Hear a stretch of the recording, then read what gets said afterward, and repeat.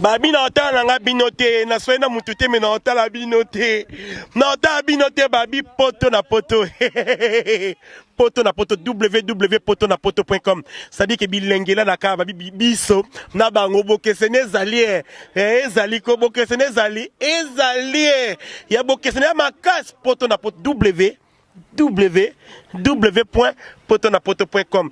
Olingos information, olingos information culture, il y a balle, il y a politique, il y a betanoka www.potonapoto.com. Na tuni teto obomana, oyebi pe bino pe potonapoto boalo yenge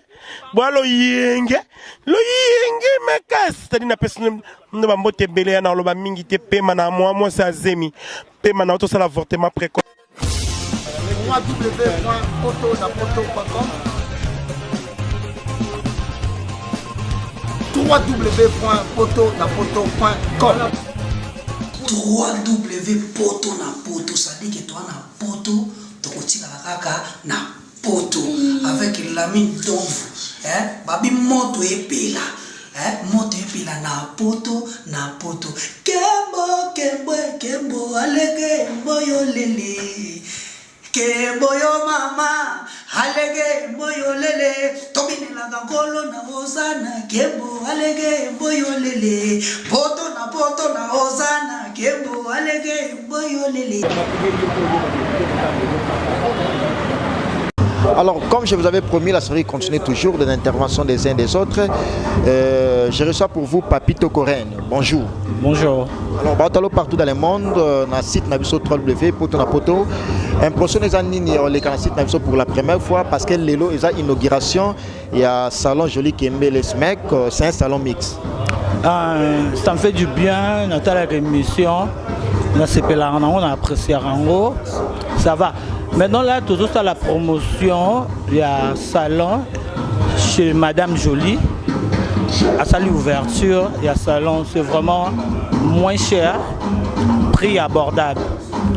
Tous les garçons à ville, tous les filles à ville, salon a bien en haut. Salon à classe, il y a bien. Alors, on a une différence, moi, dans le salon, on a du champagne, du whisky, du vin, importé. Et non national, mais importé, s'il vous plaît. Idéologie, on a toujours parce que vous fréquentez la place, vous êtes prestigieuse, vous avez des garçons de milliers, vous avez des combo parce que parler de Rennes, vous avez déjà. Et ça, toujours contexte, on a beaucoup de choses dans le salon. Tolingito créé une innovation à Sika. Tolingito ça la du genre il y a une loco moko à la classe pour nous souvent envier biloko libanda te biso mo na kinto za nango. C'est par rapport à ça. Toche na biso whisky il y a bien importé mais c'est moins cher. Alors c'est moins cher dans vos sortes moulaïté parce que les amois lilobanayo c'est important par rapport il y a ouverture il y a salon il y a l'élo message important on a fidèle nabino au déjà ba ça une chance pour que batika là ligne aux assurés parce que sur les places sécuritaires vous avez déjà tout juste à côté de la maison communale de Barumbu donc sécurité déjà on a tout le belango déjà dit côté sécurité c'est normal tout ça déjà non la maison communale. Sécurité zali normale, ceux qui boyent, encadré bino qui toko. Vraiment, sécurité normale. Salon a biso de bongi sont normal, sécurité normale. Bato ça na salon baza normal, poli classe, bino mo boye bi normal quoi. Parce que bateau peut-être bago s'inquiéter. Moi question et curiosité entre nous. Comment on a eu et ceux qui sont sous Rennes? Pourquoi? Parce que je suis raide. Je me fais classe, na pesa makombo ya raide parce que dans la classe garçon et millier. Garçon et millier ils arana kombo mo boy to ajouter ça rabisto ka mo elenge mo robo. Rennes na yo ngape na moi convaincu pour la mono kiti pe na karoza bientôt. Oh. Malé menza mo salade. Merci beaucoup ba dédicace c'est ça? Non, je veux pas de dédicace moi. Merci beaucoup, c'était un réel plaisir pour moi de les recevoir parce que sa parole était importante à l'occasion de l'ouverture de ces salons de coiffure. Comprenez également à toi la mine de vos Moussako, les Big Boss, et continuez toujours à nous suivre parce que ça reste qu'une interview avec une dame qu'on va la recevoir pour qu'elle puisse aussi parler concernant ces salons de coiffure. Bonjour. Bonjour. Alors, Baotalo partout dans le monde, l'élo est à jour, il y a ouverture, il y a un salon joli qui est les mecs, c'est un salon de coiffure mix du nouveau à Barumbu. Na moni basa kitoko baza aba tonto ya bien bien à classe, et puis c'est un salon pour moi, on a découvert que ma kamba bonde faut ezala na ba commune na biso loba barumbu et yo loba moi si pe akitoko moi si à classe moi si à millier ni no loba na bato nyonso bato partout dans le monde. Bah c'est que je peux dire que c'est l'ouverture aujourd'hui, oui.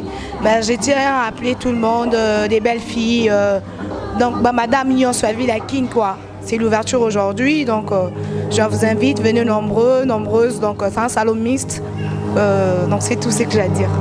Un salon tout juste à côté de la maison communale de Barumbu. Et sur les plans sécuritaires, on peut dire que la sécurité est assurée. Alors, qu'est-ce que tu peux encore réaffirmer par rapport aux fidèles qui viendront ici et peuvent rester? Bah, c'est le boulot qui donne l'envie d'être fidèle à un salon. Hein. Si le boulot est bien fait, donc on aura toujours des clients fidèles. Mais là, je suis sûre que le boulot sera très bien fait. Venez nombreux, ils ne seront pas déçus. Hein. C'est ce que je peux dire à nos clients, c'est tout. Merci beaucoup. Tu as des dédicaces à faire? Non, je n'ai pas de dédicaces à faire. J'ai dit juste bonjour à Madame Julia, la propriétaire du salon. Géraldine qui est aussi au Guinée, donc c'est tout ce que j'ai à dire. Et non, c'est quoi encore? Moi je m'appelle Wivine Saïdi. Pardon? Wivine Saïdi. Merci beaucoup Saïdi et la série continue toujours pour boucler la boucle. Elle n'est pas seule, elle est accompagnée d'un homme. Bonjour. Bonjour. Comment va l'ingala de France? Na balang nyonso lingala tout portugais, espagnol nyonso toloba.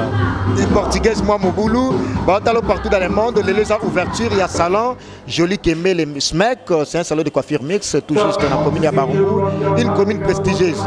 Tout a été dit. Nino go bakisa par rapport à Maloba Bato Malobi. Bon, pour nanga nana minga loba te salon j'ai émotion talaka. Oza bon na biso lo na biso. Na on sera là beau garçon, nyonso comme moi. Ba garçon tout, ya kitoko netinga. Tous les belles filles on a. Ba ya Willy Moucheni bando ya. Le roi Andréo Kito, Baskito, le roi Andréo Kito, Bassiwana, Yajara Bongo, Kubazala, Yajara Bongo. Ah, ya Bongo quoi. Il y a un des Bongo. Pour que tout ait un système espace GDG. C'est un barmou, binomoko, de Toro Banda, Willeriti, Flambeau. Flambeau Kabambar, Boza, binomoko.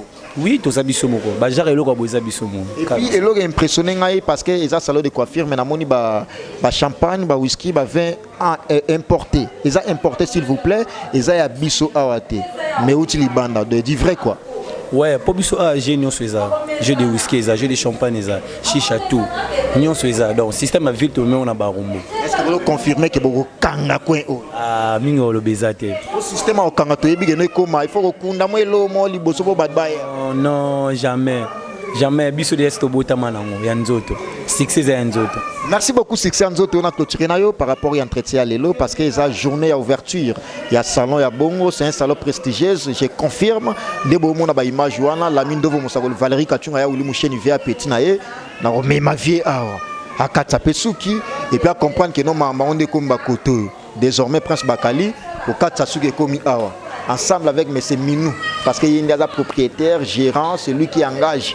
Mambeza Kitoko Awandega Bomona Baimage Wana, tout ça toujours dans le salon Joli Kembe, les SMEC. C'est un salon de coiffure mix, on a clôturé. Bon, naza pena mingo lo bate na pesika bambote na baviena nga. Na pesi mbote la bana nyonso ko lo pango. Bazala zala na soir na obenga bango de la petite invitation. On a senti une invitation na WhatsApp azala zala. Et ça l'a bien. Ba présence on est ça là moi bien. Merci beaucoup, nous sommes arrivés pratiquement à la fin de cette grand entretien ensemble avec Prince Bakali, l'espoir de la presse. Nous sommes bel et bien sur www.potonapoto.com, le site informatif ensemble avec moi. Mais sincère remerciement à toi parce que la bonne année continue toujours. La mine de Vomosakoli, les big boss, Flossi la belle des belles, la première dame de Paris, Yaouli Moucheni via Petinaye, Narobetsa autour à Kenimbouma Armelour, l'homme des doubles Rolex en or, mon ami personnel, les jeunes producteurs, héritiers au moquet des garçons pressés, la lumière de Belgique. Merci également à toi, Mireille et Comissa. Voilà ma mère Nandenge Allemagne et avec force. Merci beaucoup. Retrouvez-moi prochaine numéro avec le même plaisir. Sans oublier les jeunes présidents Dani Chandou en direct, Mabélé Angoyo, moi la commune à Kinshasa. Dani Chandou en direct, les Chinois noirs. Merci beaucoup. Au prochain numéro avec le même plaisir. Au revoir. Ouais, bonjour. On s'appelle vraiment vous visitez Bissot la carte salon de coiffure Joli Kembele, SMEC. Vraiment ya kolobeleza te bino moko ozomona bilili ndenge ezopesela vraiment tosepeli vraiment makasi bino moko bomona bacoiffure baokata vraiment ya bana poto donc kitoko makasi ouais nga naleli kaka makasi ndenge namoni participation na bino ndenge boye koassiste na journée d'ouverture ya salon de coiffure Joli Kembele Smek tosepeli tozopesa pena bamerci mingi na soutien na bino toza na posa pena boya kovivre ndenge makambo ezoleka awa nebike mingi ya koloba eza nango te mais bino moko boya komona pena makambo ndenge ezosalamela awa ouais million fort ouais tobosani te ke toteka mpe masanga cher awa bachampagne eza awa bajibi eza awa Johnny Walker eza awa do masanga kitoko oyo nyonso kosepela oya komela oyo ntango bazokoife yo omeli mwa champagne esalaka mwa bien donc merci vraiment trop boya pena boya kokatisa bana poto bana Amérique bana partout ya monde boya kokatisa suki c'est Joli Kembele Smek